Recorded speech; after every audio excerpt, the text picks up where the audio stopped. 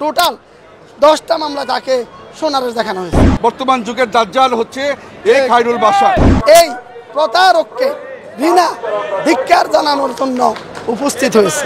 পেশাগত জীবনটা শুরু করেছেন শিক্ষা সেবা দিয়ে, পরবর্তীতে তিনি শিক্ষাকে ব্যবসায় রূপান্তর করে তার এই ব্যবসার টার্গেট করেছেন কোমলমতি শিক্ষার্থীদেরকে, তাদেরকে বিদেশে উচ্চ শিক্ষার জন্য পাঠাবেন বলে তাদের নিকটাত্মীয় এবং তাদের বন্ধুবান্ধব ও প্রতিবেশীদের কাছ থেকে টাকা হাতিয়ে নিয়ে তাদেরকে কাউকে চেক দিয়েছেন, কাউকে ঢিট দিয়েছেন, কিন্তু কাউকে আর তিনি বিদেশ নেন নাই।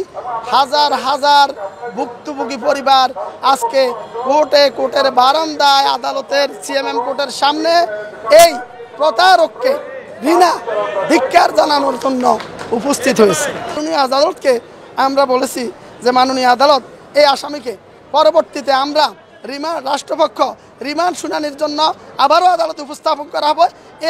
এই আসামিকে রিমান্ডে নিলে পরে তার সাথে এই প্রতারক চক্র এবং তার আরও অন্যান্য তথ্য মামলার তদন্তকারী কর্মকর্তা উদ্ঘাটন করতে পারবেন বলে আমরা আদালতকে বলেছি। আজকে 2টা আদালতে তাকে উঠানো হয়েছে, পরবর্তীতে আবার এসিএমএম 2 আদালত থেকে নিয়ে MM7 জনাব মেহেদী হাসান স্যারের আদালতেও তাকে উপস্থাপন করা হয়।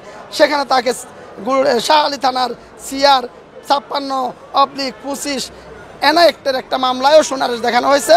টোটাল 10টা মামলা তাকে সোনারেশ দেখানো হয়েছে। শুধু MM7 7 নম্বর আদালতের মামলাটা হচ্ছে অ্যাক্ট, আর এসিএমএম 2 জনাব মোহাম্মদ জিয়াদুর রহমান স্যারের আদালতে তাকে সোনারেশ দেখানো হয়েছে। মোট 9টা মামলায়, এই 9টা মামলার দ্বারাই হচ্ছে 420, 406, 506, একটা মামলায় আমি 323 পেয়েছি। তখন আমি আদালতকে বলেছি, মাননীয় আদালত, এই আসামির একটা গুন্ডা বাহিনী আছে, সে তার এই বাহিনী দিয়ে যারা ভুক্তভোগী তার কাছে টাকার জন্য যায় তাদেরকে প্রহারও করে, সেজন্য এই মামলায় 323 এসেছে।